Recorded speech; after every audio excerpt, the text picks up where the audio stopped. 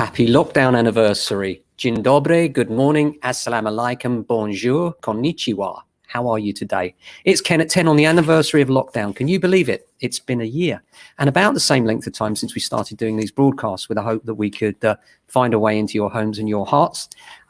So welcome. If you haven't been here before, thanks for coming. If you've come back, thanks very much for joining us yet again. It's Ken at 10. We broadcast every weekday from our offices in Southwest London, Southwest 16, Norbury to be precise, situated between Streatham and Croydon. Talk about all things property, the wider market and some local bits and pieces too. I wanted to start with something that happened to me the other day that some may not be familiar with that might help you. It's just about the restricted areas now. There's a couple of them where you will get a ticket within certain times. And I found this out to my cost this week by getting one. And the restriction times are between 8 a.m. and 9:30 a.m. and 2 p.m. and 4 p.m. Monday to Friday, with exemptions for those holding a permit. But the areas are Abingdon Road between Turl Road and Upwood Road, and Biggin Way, and that's between Biggin Hill and Downsview Road. So be really careful not to drive there between 8 and 9:30 a.m. and 2 and 4 p.m. Otherwise you get a ticket like I did. So just a little update for you there. How are you today? Hope you're doing well. Here in Norbury, the weather is a little grey and overcast, but quite warm. I do feel that spring is here. And in fact, it's good news. The clocks are going to go forwards this weekend. Yes, summertime is coming. So looking forward to that. A few bits of news that caught my eye today, as always. There's one from the Times from yesterday saying the announcement the stamp duty holiday was to be extended prompted a surge in demand, and firms registered a 24% uptick in queries the week after Rishi Sunak said he would extend the duty. What's interesting is they're talking about more than 500,000 buyers expected to benefit from stamp duty relief, with the markets in the northeast, northwest, Yorkshire and the Humber best positioned. And this is because when the stamp duty extension, as we know it, ends in June, there's a further extension of the relief from 125,000 to 250,000 between June and September. That means a saving of a couple of £1,000 here in London, because we will still be paying stamp duty on the balance. Whereas if the price of the property you're buying, which in the rest of the UK, the average price is 250,000, you could save the whole amount in stamp duty and therefore not have to pay any. So it's a bigger deal for those not in London. In London, it's a big climb down from the 15,000 relief up until the end of June. So it'll be interesting to see how that one pans out. But the idea is that landing is softer because we have that middle ground between a total cut-off and just a bit of relief, followed by September and then back to normal after that. First-time buyers in London, talking about London still, of course, we love London. It's the best city in the world still, whatever they tell you. First-time buyers now need an average deposit of £59,000 to get on the housing ladder. That's 12,000 more than this time last year, according to the Halifax. This is an article in City AM and the Daily Mail and the Sun. And they're saying that the lender compared average first-time buyer deposit size in the previous 12 months from February 2020 to February 2021. In London, the average deposit size had increased by more than 20,000, with buyers now needing 132,685. We know that buyers will benefit from the steps that will make a deposit more attainable, and we're committed to lending 10 billion to help people buy their first home this year, commented Andrew Assam, mortgages director at the Halifax. Well, that's encouraging to hear that from the mortgage director of the Halifax. I hope it includes flats, because as we've seen so far, a lot of the mortgage deals out there have been directed towards houses, and in London, flats are the thing for first-time buyers. So they really do need to access that market.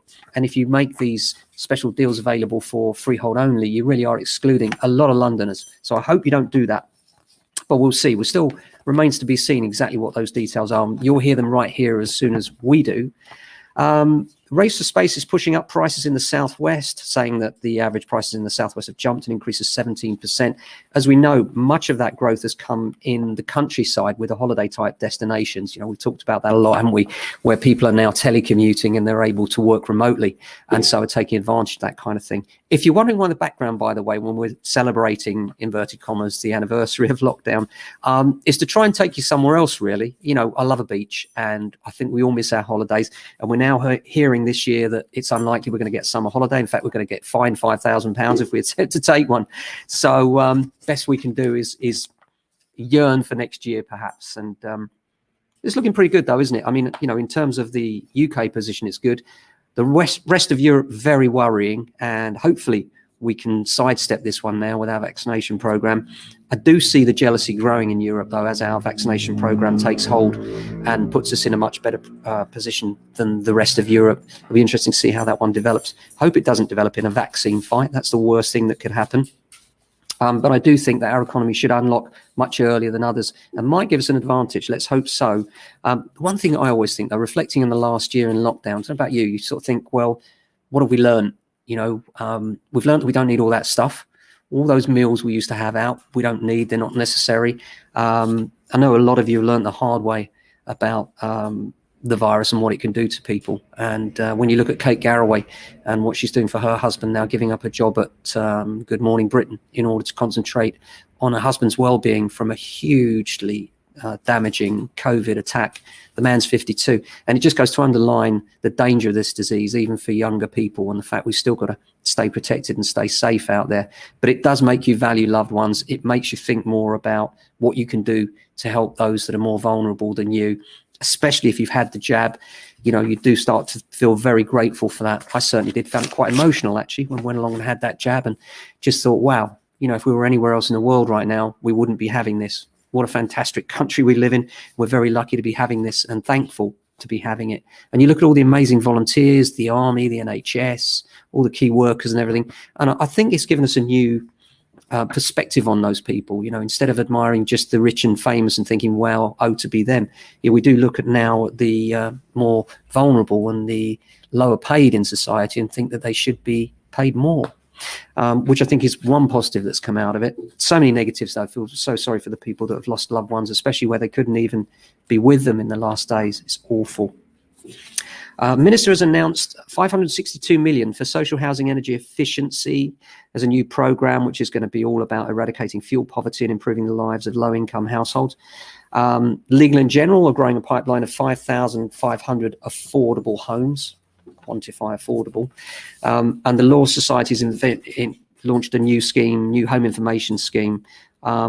It's identifying early key marketing questions, and the idea is that this will be digitized and eventually, hopefully, come in the form of the old. You know, we had the sellers information packs years ago, where the idea was that we provide information ahead of time rather than start to raise inquiries after a sale had been agreed. You know, still today we do it with auctions. In an auction sale, we provide all of the legal information that is necessary ahead of time so that buyers can inspect the pack and exchange the contracts on the day of the auction. I still think there's a case for that provision in advance so that there's less delay, less risk, and more of a chance of the actual sale going through at an earlier point without queries outstanding because they've already been answered.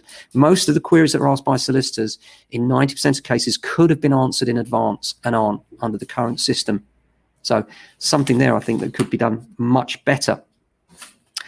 That's it for today. Hope you have a good day today. Just reflecting on the last year of the lockdown. Now we're still easing and coming out of it. It's good news, but I do think, you know, we're still looking at the same sorts of problems, aren't we? When we look at the rest of Europe and, you know, still now the rest of Europe, the third wave is coming and we haven't made those red zones. I don't know why. I think it's probably political, but last time around, I can remember when it first started, we were all saying, well, you know, we're an island. Why don't we lock down the borders? And yet here we are still allowing these countries into our country where we've got a much safer place, and that could lead to another spread. For me, lock it down. Let's be safe, stay safe, and be ahead of the game.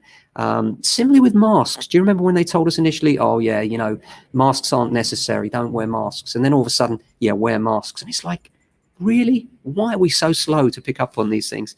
But at last, it seems we're heading in the right direction, and we must be grateful for that. So I hope you have a good day today. We're looking at a very busy one. Lots of valuations coming in. People still trying to reach that June deadline, which is, it's a tough one. It's unlikely now. You've got to be really getting your skates on with a wind behind you on a very good day to make it work. But if you want some advice, as always, give us a call, direct message us, whatever you need to do. We can give you some advice and guidance on what to do next if you want to get moving, either sales or rentals. So until tomorrow, stay safe, look after your friends and family. Have a fantastic day. See you tomorrow. Take care.